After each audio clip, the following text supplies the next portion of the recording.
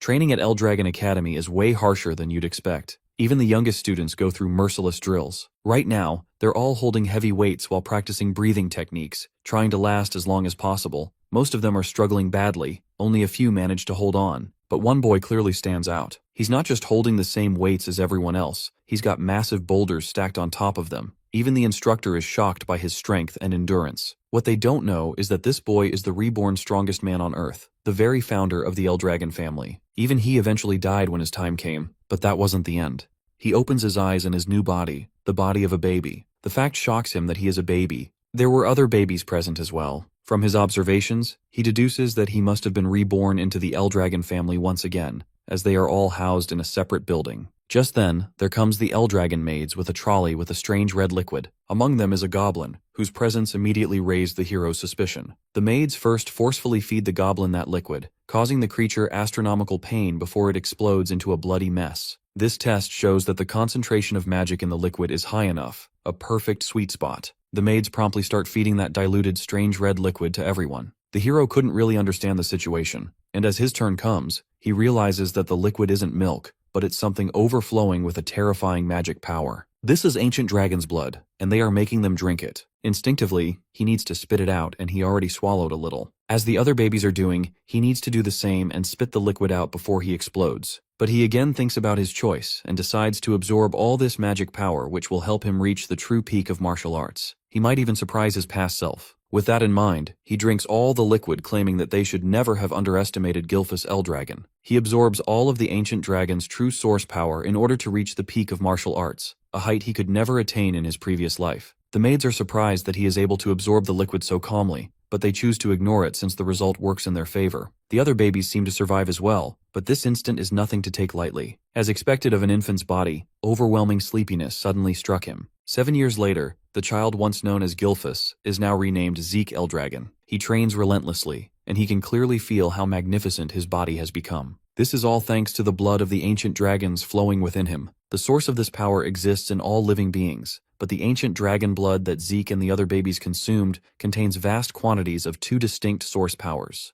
Those who absorb even a small amount of this liquid gain bodies far superior to ordinary humans. Unfortunately, which works in his favor. The hero, who is guided by the divine dragons to source power he had absorbed in his previous life, took in every drop of that ancient dragon's unique power. He undergoes a transformation so astonishing that even he finds it difficult to believe. By all logic, he should have reached at least 4 stars by now. A star is a truly compressed source of power, formed when one imagines their body as a universe, and allows a star to float within it. However, each additional star becomes increasingly difficult to form, and the more stars one possesses, the greater their strength. The hero has reached the unmatched rank of 10 stars, with the only one in the world to ever do so. It has been 7 years since he was reborn. His mother has already passed away, and his father never showed up. Being reborn thousands of years into the future shocks him, but what irks him more is the reality of this era. A millennium later, the world has become a place where the strong devour the weak. Well, isn't that 2025 in a nutshell? The clearest example of this is the dragon's trial ritual. Only the babies who survive are allowed to train as warriors of the Eldragon family. Throughout these years, not a single obstacle has been able to stand in the hero's way. Zeke tries to investigate the combat training in his family, but the maids have nothing to say, more like they aren't allowed to say. The maid he interacts with is a 3-star fighter, which is enough for basic combat training. He feels exhausted having this bare interaction even after living together for 7 years. Later, he goes towards the forest and eats the poisonous herbs as a part of his training. He first senses the presence of someone and notices an angry boar with a black mist around it, which didn't exist 1,000 years ago. Soon enough, they get into a fight and he slams the board with a powerful punch. The damage seems surprising from someone at his level, 1 star, but the quality of a star is what really matters. The hero takes his leave with a boar and decides to go on a journey. Unbeknownst to him, a strange man has been hiding nearby. He witnesses the fight and immediately realizes that Zeke is no ordinary child. Not only does Zeke defeat the boar with ease, but he also notices the man's presence. However, as the child of the family head, Zeke is not permitted to leave freely and remains under constant surveillance. The stranger grows interested in him. Later, the hero overhears a group of warriors discussing something. He enters the room asking for their interest, to which they explain that they have come to retrieve Zeke, and he needs to take an examination, which makes the hero furious. He thought he was returned to the main family,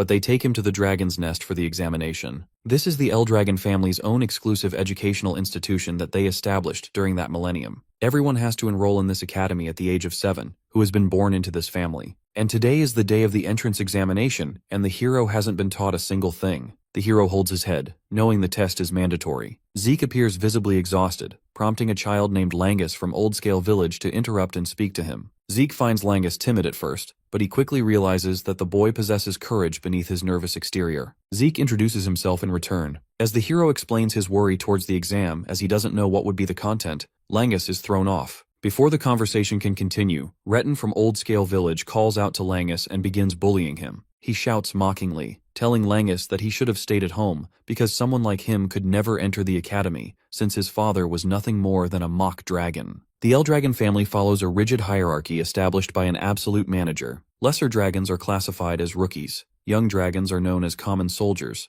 adult dragons belong to the captain class, and elder dragons occupy the highest ranks as elders or executives. At the very bottom are the mock dragons, those who failed to enter the dragon's nest or could not graduate. These individuals are labeled as imitations, but Langus wants to remove the tack of a mock dragon from his family. The hero speaks in favor of his friend that he at least deserves a chance to try. It makes the bullies even furious, and they start bad-mouthing about the poor being, but Zeke continues to defend his new friend. Soon enough, the adult dragon examiner announces that the exam will now begin, in which all applicants must take a number tag after registration and proceed to the second gate in discipline. Langus suggests the hero withdraw if he is not sure about the exam or lacks the ability, but he seems to be confident, even though he doesn't know the content of the exam. The first test is to scratch the rock, and the one who manages to do so will pass the test. Only provided weapons can be used or the individuals can go with bare hands. The students have 3 attempts. Zeke finds the test way too lenient, which shocks his friend because he thought the exam would be of a terrifying level. The test begins, and Langus starts panicking while our boy is sitting calm. The stone used in the test possesses regenerative properties, allowing it to repair any minor damage almost instantly. Furthermore, any attack driven purely by brute force is reflected back with hundreds of times the original impact. Langus explains that one must properly circulate ether source power within the body during the strike in order to leave a scratch. The hero understands that this quality is more of the handling of ether source power than martial skills. Most of the students seem like they can pass the exam, including the bullies. There are consecutive disqualifications of the students going on. Finally, it's time to test the hero, and he refuses to take any weapon. They ask the hero if he's sure going with his bare hands, to which he agrees. Everyone starts discussing him, thinking he will eventually fail the test while Langus is concerned about him. As the test began, the hero carefully analyzed the stone. He realized that the rock must have formed over 1,000 years ago, as he had never encountered such a mineral before. Just then, he raises his fist, and using his full power he smashes this regeneration stone with his Dragonslayer combat technique form and passes the exam. The crowd suddenly got silenced as the results were unexpected for them. Langus is filled with pure joy along with surprise. Standing nearby, the examiner narrowed his eyes, wondering if the hero might be an illegitimate child of a powerful house. After all, only warriors of 4- or 5-star rank were capable of such a feat. As a reward, the hero was handed a green potion, though he was uncertain of its significance. Later, Langus explains to him that he got a healing portion of a normal grade. Zeke wonders if this could be elixir, a potion made from extremely rare materials. It contains unique herbs with pure elixir core and from divine and phantom beasts who are so rare to find. The potion healed both old injuries and recent wounds while dramatically boosting one's ether. Due to its scarce ingredients, it was incredibly difficult to refine and almost never appeared on the market. Langus added that the potions produced by House Dragon far surpassed those sold in ordinary stores. The hero feels astonishing while his friend keeps on praising him. With that, the bullies also passed the exam, and it's Langus's turn. He chose to scratch the rock with a sword and failed to do so. It's his last attempt, and the bullies are already starting to abuse him, mentioning how it is very expected from a half-dragon. Zeke then advises him to use a spear instead of a sword, which doesn't suit him because he is struggling to make a single dent with it. Everyone is laughing at him for being this weak, but the hero saves his friend by making him switch his weapon to spear. Langus's father was never allowed to enter Dragon's Nest, and they even make fun calling him a half-dragon. But he never gave up and raised him, so now he wants to prove everyone wrong. But he is not sure about how to use the spear correctly. Zeke advises him to trust it straight without thinking too hard. It is impossible for someone to trust the spear straight and damage our Generation Stone who is holding a spear for the first time, but he should not judge himself without even trying. They both just met today, but since the hero believes Langus to his fullest, then he also wants to do so. Without wasting any second further thrust the spear straight into the stone and feels like it was part of his body from the start. To their surprise, he not only scratched the stone but pierced it through. Zeke is very impressed and cheering high for him. And this is how he passed the exam, which he couldn't even believe in himself. The tears of happiness fall down his face while the bullies are all tense. With this, the test is over and the entrance ceremony begins. Zeke wonders if there was only one test, but his friend explains that there might be another after their entrance. The head of the Eldragon family enters to give them their congratulatory words. Zeke comments on the head's gloomy face while Langus is trying to make him quiet. There Zeke meets the Eldragon family's current forces with quite a few 6-star levels among them, which seems like a decent force. Balza Eldragon is the head of the family, which looks like on an 8-star level. This start level was barely a dozen in the whole world back 1,000 years ago. Zeke seems to have a hatred against his own father. There comes the words from the Lord Balza, suggesting to become the flesh and blood of Eldragon. His aura is so powerful that the students rarely manage to breathe. Everyone is crushed by his strong pressure. The hero realizes that he couldn't stand him. Just then, an elderly dragon praises the Lord's gracious words, claiming that these are all just a matter of wording, while everyone is feeling relief by changing the atmosphere. Soon enough, one of the warriors informed them that the dormitory assignments will now be announced, and those who are called should move at once. Zeke is curious if they are not going to the same place, on which his friend explained that there are 4 dorms in the dragon's nest. Students who are allowed into the building are assigned to one of the 4 dorms: East, West, North, and South. Zeke has assigned the East dorm of the dragon's nest. He roams inside the dorm struggling to find his room, and finally reaches and presents a warm greeting to his roommate. Surprisingly, he has Lingxi as his new roommate, and they both seem happy. Zeke seems to have no plans for today, and his friend informs him that the training will start by tomorrow. Because the hero didn't know about it and was not paying attention to the announcements, his friend scolds him. The hero was planning to ditch this boring place and go on a trip, but the regeneration is stone, the healing portion and alert. My interesting things came across his way, so now sticking with Eldragon House for a little longer doesn't sound bad to him. 1 month has passed now. There is a training session going on which helps in teaching the dragon's breath, and this method is made by the 15th head of House Eldragon. Some of the students have already mastered this technique, like Lady Laika, who seems to look like a 2nd star. Then there is Zeke with his extraordinary skills and 0 teachings, which make the trainer wonder if he inherited the head's powers. The Dragon King's breath technique of the hero was modified and passed down as Dragon's Breath. These techniques are ways to drag ether from the air into a body and calculate it, which can help in enhancing one's ether. How well they work is influenced by the user's skills, and this is the reason each noble house refine its own style and guard the finished techniques. But if this technique only works while standing still, it is useless for the hero because his previous Dragon King's breath technique let him use ether while moving without breaking breath, and its effects are huge. But since it is the difficult one, so a few inherited it. The hero simplified it so anyone could use it to make their clan stronger, but he never thought it would evolve and survive even after his reincarnation. Later, during the dinner, Zeke suggests Langus to eat, or else he won't get stronger because he is weak and he needs to train harder. While he was thinking about how some of them are well trained, Laika interrupts the hero, mentioning that he was amazing earlier. Langus gets super nervous and informs him that she is the head's daughter. Being truly unbothered, our boy mentions that he is also the head's son. He keeps ignorantly answering her questions while advising Langus to eat food rather than spacing out. This makes her excited, and she offers him to become her subordinate, because being an illegitimate child, he needs allies. She wants him to help her become the next head, and in return she will reward him generously, but calmly refuses the offer. Even when she tries to bribe him with the head's potions, he rejects. Laika can project her ether outside her body, which is pretty impressive to achieve at her age. He aggressively informed Laika that he has no interest in being the head, and will not serve anyone because he's the strongest. Laika offers him a fight, and everyone reaches the training ground to witness the fight. Zeke realizes that things turned out to be serious, while Langus informs him that she's not only Lord Balza's daughter, but also has Typhona blood, one of the 4 great houses backing Eldragon. Like other kids, she is a genius, and just 7 she mastered every form of her house. Unfortunately, this is new to the hero because he only knew her as the head's daughter. But still, he seems confident, and not knowing things make him even more excited, even though his friend keeps on insisting that he doesn't stand a chance in front of Lady Laika. Both the fighters are more than ready. Zeke asks her the reason for which she is forcing on fighting him. It is because she wants to be the next head by defeating him, and claim the seat to make him serve under her. When the hero seems clueless about his own family, Laika asks him if it, because he is illegitimate, and explains that including her, there are 5 heirs competing for the next head. Everyone carries blood from one of the 4 great houses of Eldragon except him, and in order to secure her place, she wants to defeat him right away. With that, she swings her massive sword like it's nothing, but the hero effortlessly dodges the attack.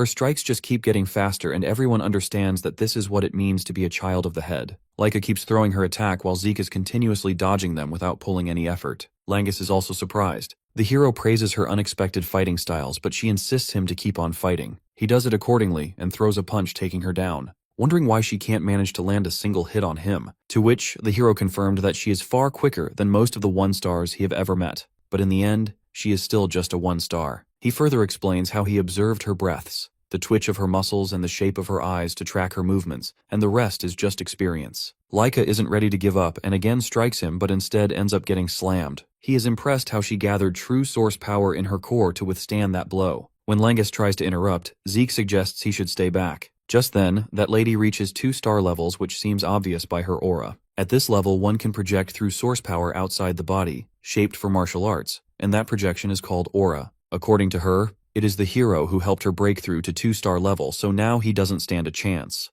With that, she throws up a fast and powerful hit, which eventually the hero couldn't manage to dodge completely. Now the hero is facing a different style of true Thunder Spirit Greatsword arts, which makes him even more excited. Laika uses her Thunder Grade technique and a Thunder Light Flash Strike. At first the hero seems to enjoy it, but later realized that her level is way too much and that much lightning will be hard to handle in his current estate. It's just 1 star that makes this much of a difference between both of them. Her movements are simple just like before, but the instant she turns to a 2-star level, that Thunder Spirit Great Sword arts explode in her power. She was fast, but she is faster now, and the strange part is the lightning trap around her body, which was impossible to achieve 1,000 years ago. The hero cannot counterattack because he is uncertain about that power. The hero has a lot of confidence as he is still smiling in a situation like this. This irritates his opponent the most, and she keeps answering her lightning strikes towards him. Still, the hero is standing on his feet. As Lynxie insists, Laika decides to stop if he surrenders and swears loyalty to her. Since the hero refuses, she claims to use every inch of power in order to end this fight. With that, there comes a Thunder Spirit, the first secret art technique, Heavenly Thunder, and the hero is laying helplessly on the ground. The match is declared to be over, but to their surprise, Zeke again stands up, hitting an electrical strike, making his opponent curious. He explained how he was purposely taking her hitch in order to study them, and somehow he can use them as well. While he was taking those attacks, he kept using his Dragon King's breathing technique, which reacts with her lightning energy. Lightning starts generating inside his body, and he can control it himself without even realizing. He doesn't know much of the details, but according to him, her entire clan has a special constitution,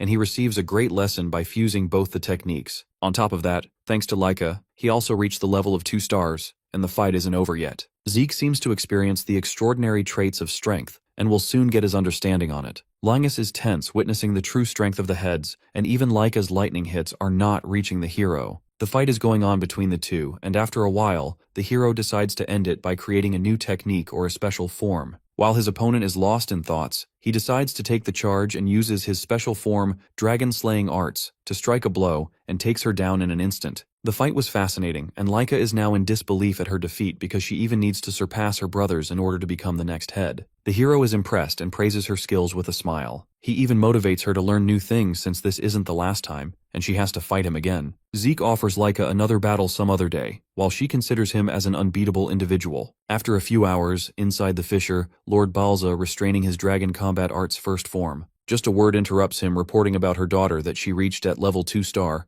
which is quite fascinating at her age, and at the time of their graduation she can reach at level 4 or even 5 star. The Lord is still not bothered and orders him not to waste his time and talk to him when she can use the talent herself. The soldier informs him that she is recently defeated, and the one who defeated her is his own son, Lord Zeke. Balza understands because his mother also has the talent for battle, but she was long gone by the time he was born, so it is the curious part that who could have taught him skills strong enough to defeat 2 star. But he gets informed that Lord Zeke reached this level on his own without any teachings. In this case, Lord Balza commands to begin the first trial, which is premature, and most of the students haven't even reached the 1st star level. But according to him, that is equal for every individual no matter if they have trained or not. Those who cannot survive the first trial have no future, and he declared them to be unworthy of Eldragon. He commands to summon Freya back to oversee and conduct the trial, and have her keep a close watch throughout. The next day, there is a usual training going on of Dragon Combat Art. The hero is mastering Ibuki Dragon's Breath, which was developed by the 15th generation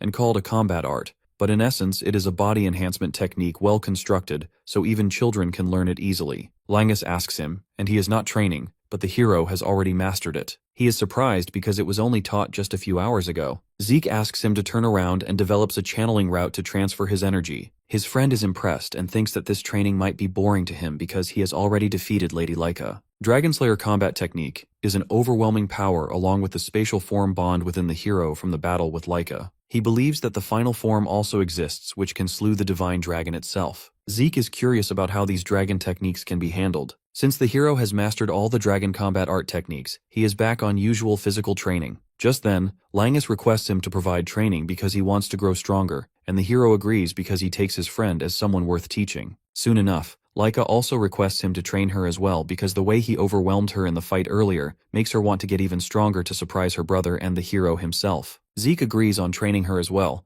but asks if she is fine since her wounds should have put her down for like a month. But as she has used a healing potion, so it's nothing to worry about, or else she must be resting on a bed for about a month. Laika again confirms if he is fine by training her and doesn't need his own time to train. The protagonist is ready to train both the young talents. Later, he asks Laika if she is fine training by a person who defeated her, but she is ready to do whatever it takes to get stronger and claim the leadership. The hero asks about the reason for her being obsessed with this position, to which she explains that if she doesn't manage to claim the leadership, according to their family customs, she will end up marrying someone. In the best cases, she will marry her cousin, and in the worst, it will be a stranger. The hero gets quite upset and his hatred increases for treating people like a breeding stock. Soon enough, the announcement goes on informing about the arrival of a new instructor who came all this way to guide them despite her busy schedule, so they advise everyone to be grateful towards her. Freya steps in observing Laika's reflexes, sharp and flawless aura. They introduce her as Freya Wingkick, a member of the Black Dragon Corps. She warmly greets them all and recognizes Zeke asking about his non-surprise reactions. The hero confidently mentions how there is nothing to be surprised about, and mentions her intriguing skills, which makes Freya understand why the head was so concerned about this boy. The hero is taking interest in her martial arts as there is no sound even from her boots. Later, she advises everyone to pass her test, in which they have to take these crystal orbs and spend 1 month on Poisonous Dragon Mountain. It is the home of countless venomous beasts, and even brushing against a single poisonous weed can kill anyone instantly. Zeke used to train there in his past life. If their crystal orbs breaks or goes missing during the task, that student will immediately going to disqualify and initially get expelled from the academy. She advises them to control their breathing with dragon breath technique, and as long as they keep the orb intact, they will be fine. About the monsters, she suggested killing them, or else there won't be any food for them to survive a month. The students have still 5 days left in which they can each choose and learn one of the Eldragon family's basic martial arts, and survival will become easy for them once they get a fighting style. But for the ones who couldn't manage to train in these 5 days, she isn't responsible. Children throw an innocent question about if she will help them in danger, but as expected from Eldragon family, only the strong remain, so if someone can't win, he or she will simply die. Panic spreads when the students, while the hero is wondering if this family has changed this much. Just then, Freya distributes the manual for each weapon. While Langus is struggling to choose his weapon, Zeke advises him to pick a spear, the one he used in the earlier test. He even suggests Laika picking an axe, which will cover what she's lacking. After that, Freya advises everyone to train as their life depends on it, or else they will die. She further informed that during their test, the upperclassmen will try to steal their orbs as part of their task, but since the forest is huge, the rate of both of them crossing paths are rare. A wave of fear is spreading among the students. Zeke advises them to form teams if they cannot handle it alone, while he decides to go solo. He casually invites them to eat before training. 5 days later, it's finally time for their test, as they have all gathered to enter the forest. Langus nervously speaks that the time arrives, while Laika nods in agreement. He questions himself if he is truly fine to work beside her, and mutters that many belong to noble families while he is only a commoner. His fellows appear from behind and tell him that he is at the same level as them. Selene steps in and claims she also cannot believe that they work with Laika. Laika calmly replies that there is nothing to disbelieve and reminds them that all are chosen for their abilities. Langus tightens his grip on the rod and vows to give his all, and Raymond promises to live up to her expectations. Laika brightens and counts on them, then turns to Zeke and asks if he is sure about going solo. He nods with confidence while the others become nervous.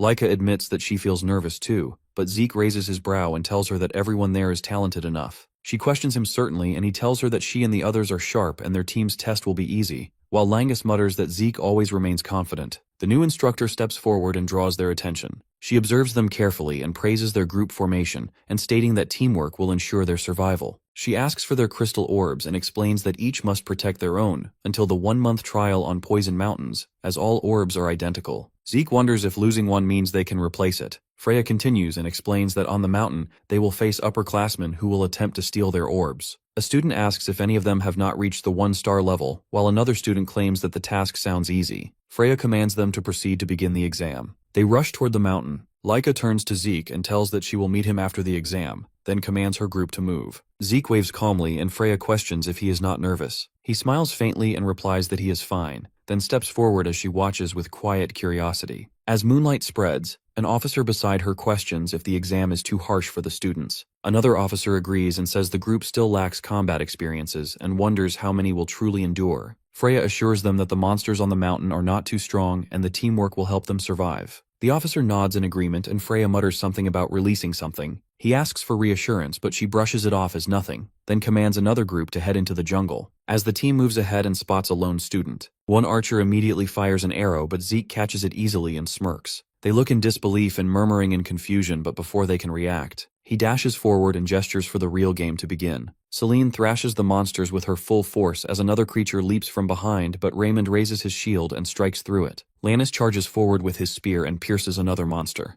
Laika praises them, and when they glance at her, their eyes widen at the sight of a pile of dead frog monsters around her. They claim that she truly cleared too many by herself. She chuckles softly and remarks that her 2-star level surely helps. She adds that both of them have gained 1 star since the week, while Langus lowers his head, but others encourage him, telling him that he will earn his star soon. Laika agrees and states that defeating the monster frog without a star is no small feat, and praising his flawless spear work after training with Zeke, then commands them to head back before nightfall. As they near their base, Laika halts upon seeing a senior student waiting ahead. The senior smirks while Laika questions if he has some to steal their orbs. The group tenses and Raymond lifts his shield. The senior nods and claims that the test itself is to steal orbs and admits he did not expect to encounter her base first. Laika warns him to leave before they kill him, stating that he cannot face them alone. Before she acts, 3 more seniors appear from behind. The lead one unsheathes his sword and strikes at her, ordering her to surrender. She dodges and the others rush forward. Raymond shields. Celine fights back with strength and Langus struggles to resist while the opponent demands his crystal. But Langus remembers Zeke's advice when he once asked how to face a powerful enemy. Zeke had told him that it was impossible for him to win against 3 or more upper-class fighters, yet there was still a way.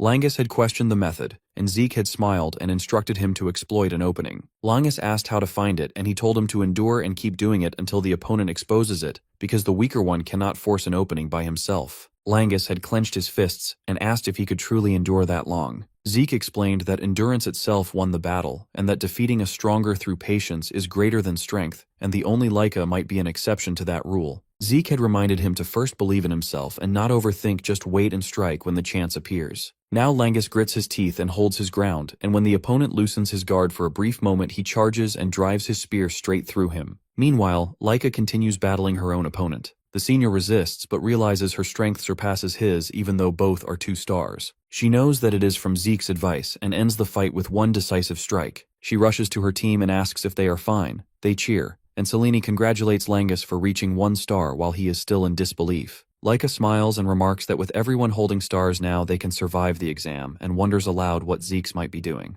At a distance, a girl from the last group runs, trembling and questioning what kind of monster he is. Around him lie bodies of the rest of the members, and Zeke stands among them. The scattering upperclassmen are running away screaming to save their own lives. They've encountered a literal monster, one that casually took them out. Meanwhile, our boy is chilling, calling them cowards for running away. Bro basically said, "I'm not trapped in here with you, you're trapped in here with me." The kids are running faster than Usain Bolt just to escape an inferior first year. They were the one who were supposed to hunt him, but the turns have been tabled. One upperclassman slips and falls. It's like a horror scene as he watches Zeke chillingly ordering him to stand up and at least try to fight him. His golden eyes glare into this kid's soul, making him regret his life's every decision. It's so bad that the kid ends up fainting out of fear, and I imagine Batman's glare must feel the same for his enemies. Zeke is a little disappointed how easy it was for him to dismantle the group, even though they were acting so Sigma and tough at the beginning while jumping him. Noticing someone spying on him from a spot, Zeke calls this person to come out already. Seeing as they refuse to come out, he takes it as a sign that he isn't breaking any rules and is free to do anything he wants. Anyway, the person who is spying on him is revealed to be an upper dragon captain. This guy is stunned to see a mere first year wipe the floor with his upperclassmen,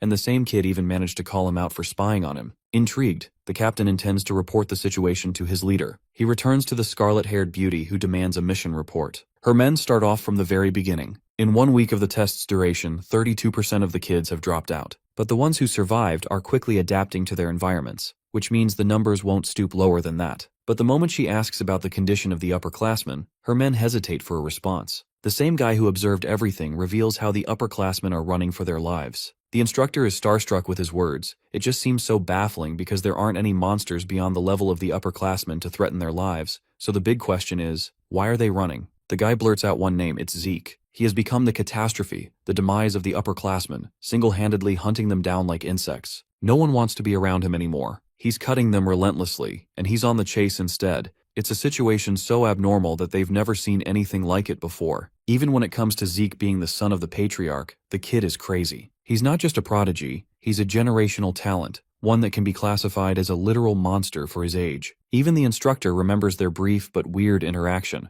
realizing that his strategy from the very beginning was to move alone, knowing that he'd unleash hell upon his victims. To be put it simply, Bro never even entertained the idea of being hunted. He was thrilled to do the hunting instead. Her factual glazing of Zeke entices the members of her squad, until suddenly they notice the arrival of something they've been waiting for. Freya tells the laborer to unload it on the spot, while the rest of her squad members start to question what the fudge is up to now. This woman is consistently increasing the difficulty of the exam, and intends to release some kind of monster at the 3-star level. Not even the upperclassmen should be able to withstand it. The sadistic mommy assures them that she made certain adjustments. First of all, it is conditioned to only target students of the 2-star level or beyond it. This means the kids without a star or even with 1 star won't be affected. But the big question is, why is she doing this at all? Interestingly, Freya reveals that it's a direct order from Lord Eldragon, the head of the family. She's genuinely curious about the outcome of this exam, especially concerning the so-called monster that Zeke has become. She wonders if the kid can handle something of this caliber, and instructs her men to release the creature by dawn. Dawn does arrive. Langus and Selene instantly sense the ground trembling. Lady Lyca's sharp instincts inform her that something is coming, even nastier than the upperclassmen they faced. At first, Langus assumes that it must be some kind of large monster, but Lyca knows full well that whatever it is, it's terrifying. The rumbling of the ground continues, startling the students as they all begin to worry. Lyca immediately realizes that the tree behind them is toppling down, so she roars everyone to move out the way. Luckily, she was able to protect Selene, and Raymond managed to guard Langus, making sure none of them got any injuries. Shaken by the sudden collapse of the tree, Lyca grips her sword to challenge the threat, while Langus and the others stare at the creature with fearful eyes. The towering monster before them is a terrifying stone golem, one that they'd never thought they would encounter on the mountain. I love how this is the isekai version of getting out of syllabus questions for your exams. Meanwhile, our boy is in a completely different location, sitting on top of monster corpses and unconscious upperclassmen. True manhwa fans will remember that one familiar scene with Arthur from the beginning after the end. Anyway, this guy is bored as hell. He's so strong that no one can match up to him, acting like he's the Gojo of this exam. But then, suddenly, he senses an ominous presence in the distance. This isn't any monster, it's something higher than the 2 class levels, which makes him wonder if the instructor is trying to send him a coded message. Still, it's weird to use this creature against the kids who are only 2 stars at best. Besides that, Instructor Freya should have informed them about this at the beginning of the exam. But then he realizes that this sadistic woman released it on purpose, making him wonder about their plans. However, this is the perfect chance for him to cure his boredom. Motivated, Bro jumps off from his pile of victims and makes the 3-class monster his new target. Unfortunately, he's going to have to spend a while going there since it's far away from his spot. Back to the golem onslaught, Selene tries to slash the stone monster with her sword, and of course doesn't seem to get any form of damage on its hard body. She doesn't have a single scratch, but somehow Raymond thinks he's the main character and whacks his shield. Again, no scratch at all. Finally, Lady Lyca goes all Zenitsu mode and activates her lightning-style Thunder Flash technique. That ultimate move just now barely chipped the creature. This confirms that only the attacks filled with aura can damage the golem's outer shell, which means anyone below her ranks is practically useless here. Langus begs her for a plan while she rallies them up, explaining her ridiculous strategy to play decoy to distract the monster, allowing them the chance to escape. None of them want to follow this plan because it means she'll be left behind, but Lyca basically calls them weak-ass NPCs who will only get in her way. She managed to do a tiny amount of damage even after landing a powerful aura attack, which means the rest of them can't do anything with their power of friendship Naruto mindset. Her words are right, and though it's true that they can't take it down, Raymond steps up with his shield, vouching to support her just to make sure she lands all of her attacks. Lyca thinks this is a reckless move, but Langus and Selene are also ready to support her, just as long as she can deal some form of damage. The power of friendship convinces her, and she orders her friends to cover her while she prepares. Lady Lyca charges her attack and blitzes past them with thunderous aura. The golem reacts quickly to smash her into the ground, but Raymond is there to block the weight of the blow. Even then, it stuns his body just to block a single hit. He takes a timeout while Langus and Selene tag in to distract the golem with their repeated attacks. This allows the main assailant, Laika, to jump the golem from behind with an aerial slash. Activating her Thunder Spirit Greatsword arts, she hammers the behemoth with Divine Thunder, leaving trails of lightning in the sky. Upon the conclusion of the attack, the monster seems nowhere to be found. Langus comes to her rescue, as Laika seems staggered and lost. She used all of her energy just to activate that final trump card. But at least they managed to take out the monster, so she's happy that Raymond and the others are okay. But that happens to be their biggest misunderstanding as the golem suddenly emerges from the smoke, extending its hand towards the unguarded Laika. In the end, the monster snatches her in its grasp, while her friends are useless to help. She knows she made a huge mistake without confirming the kill, while Selene is terrified how the monster is still functioning fine even after basically a mini-nuke.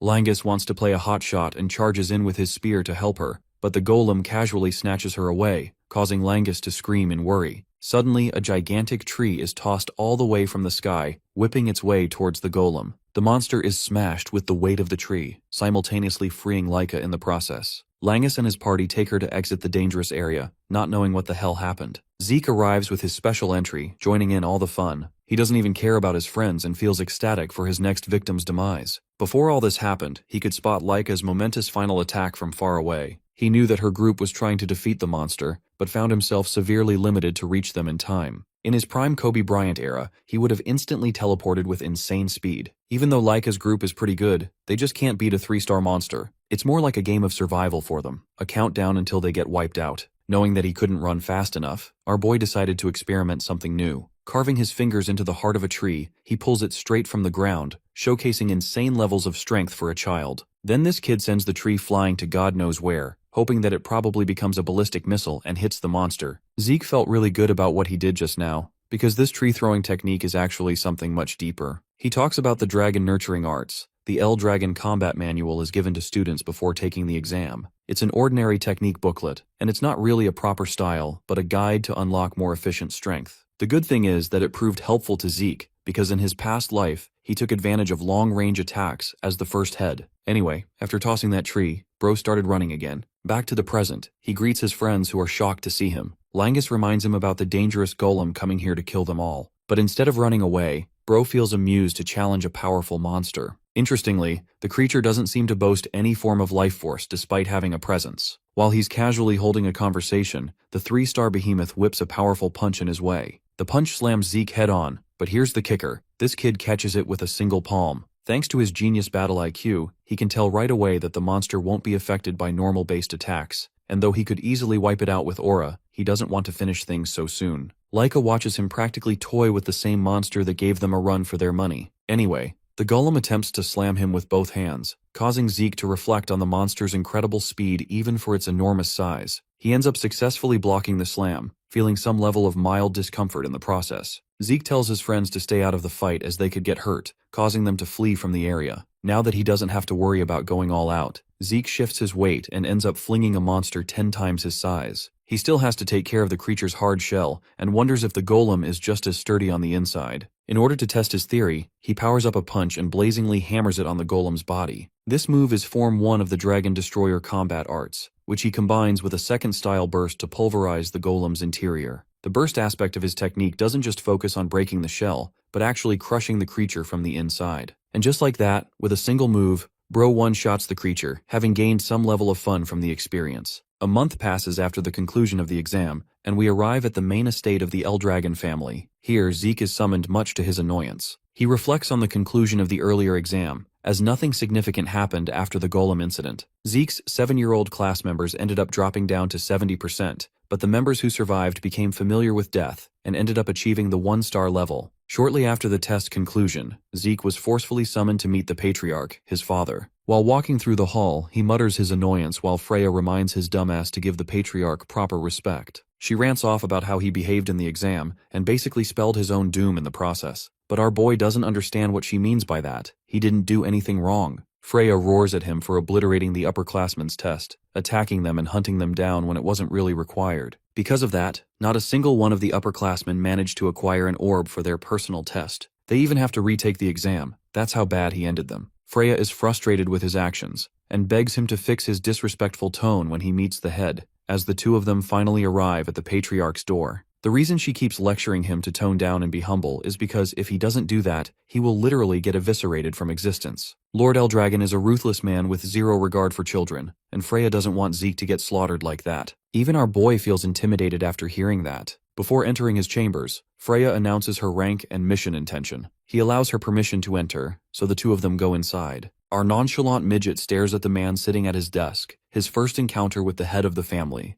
Lord Eldragon is mildly annoyed, and without even extending his greetings, the dude straight up demands to know why the kid attacked his upperclassmen. Responding casually, Zeke expresses his annoyance, questioning if he broke any rules by attacking. His response baffles the patriarch, while the boy continues to argue that the only condition of the exam is to survive 1 month with the crystal orb intact. No other details or conditions were mentioned, so he followed what he was tasked. Zeke straight up grills his father, saying that he should have mentioned any bullshit rules before the exam began. Freya's face tells you everything. She's scared shitless because just earlier she told him not to argue. She even tries to talk some sense into him, while the boy's father releases an ominous aura, terrifying her in pace. Just the sheer overwhelm of his pressure is enough to knock her down. With this kind of pressure, Freya thinks that Zeke is going to get murdered. Instead, he doesn't experience anything and mocks his father again for using petty moves at the slightest agitation. The patriarch finds himself stunned to see him unaffected by the pressure. He pries further by asking the boy how he managed to defeat not only a fleet of upperclassmen, but also a 3-star golem. If that wasn't unbelievable enough, this 7-year-old just aura farmed his way through his overwhelming pressure too. It makes no sense in his eyes how a boy like him could manifest such damning power. Zeke realizes that the focus is being placed on the source of his strength, and instead of explaining properly, he just calls it his personal genius. Arrogance meets arrogance, both father and son eyeing each other down. Lord Eldragon admits that the boy's attitude is rash just like the report stated, but that won't matter as he still managed to beat a golem. His reward is an item from the Dragon Treasury, or access to the 2nd floor of the Dragon Hall. A choice between the two.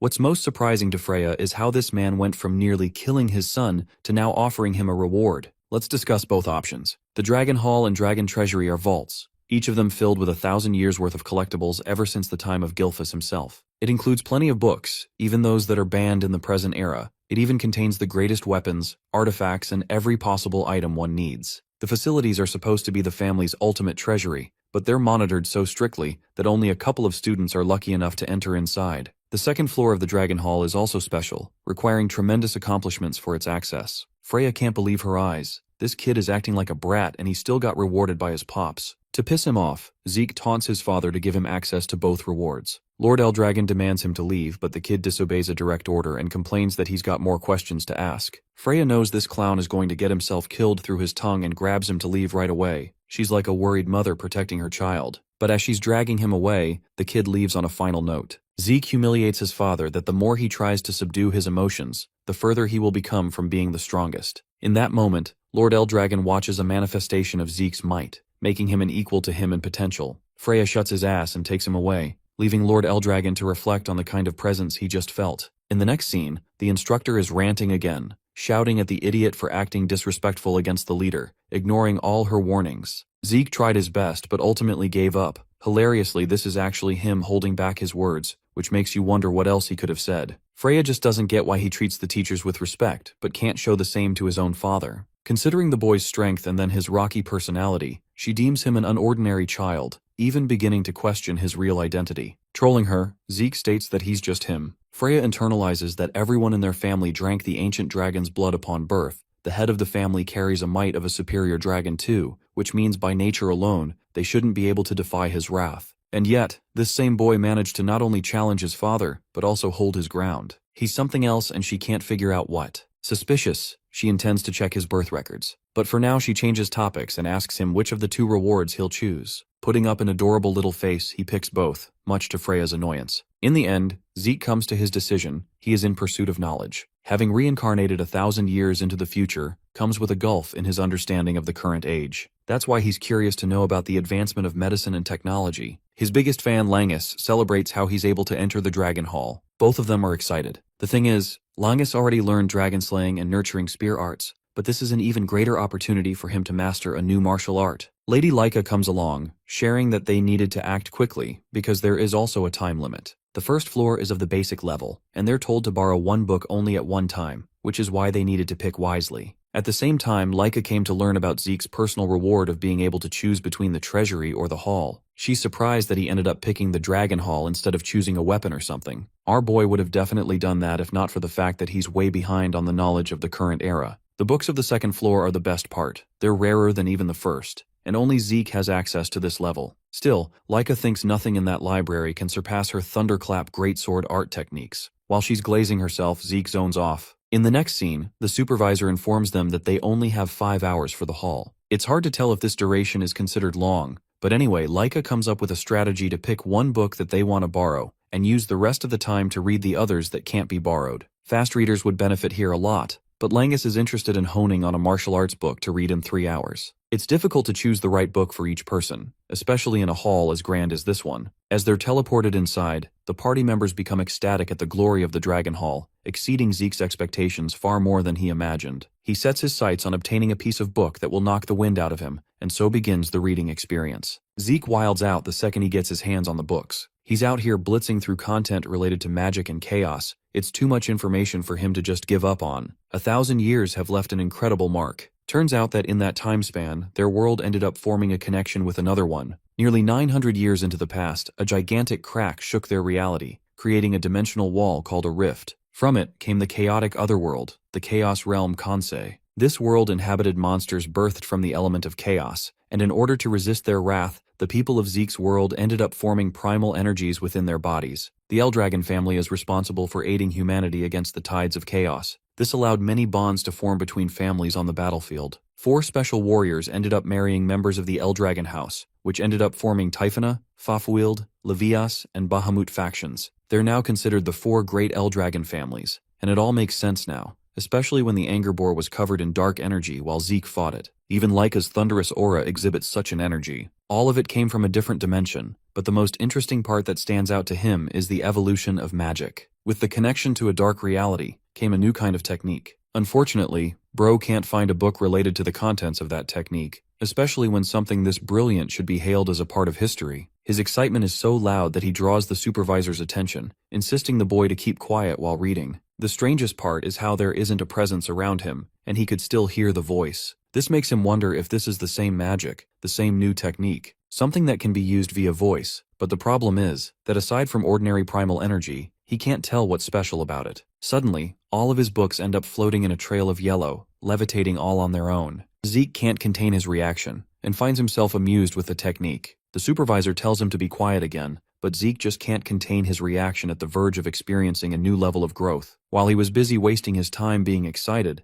the library suddenly ended up closing in on him. Threads of ether restrain him before tossing his ass out the door. Zeke barely holds himself together while sticking his landing, questioning what the heck just happened. Bro wants to learn the same ether technique and demands the guy to use it again. Even Langus can't tell what's up with him, while Laika is confused why he's the only one who got yeeted out unlike the rest of them. Fortunately, Langus found an interesting martial arts manual that he borrowed called the Cloud Water Spear technique. Then there's Celine, who learned a movement art alongside Wind Blossom's sword technique. Raymond got his fair share by practicing the Eldragon Guardian sword technique in the library. He even got a book for his shield skills. Basically, they ended up learning the same martial arts that Zeke created in his previous life while trolling. Finally, he asks Laika, hoping to learn what she got from the experience. She reveals a book containing the heavy wave greatsword technique that the 15th Lord improved. This is Zeke's second time hearing about another 15th generation, making him wonder what's so special about it. Anyway, the 15th Lord is also directly responsible for creating Dragon Slayer combat arts. Now, even though our boy made a ton of techniques that became important manuscripts in the hall, a lot of them were improved versions of what he created.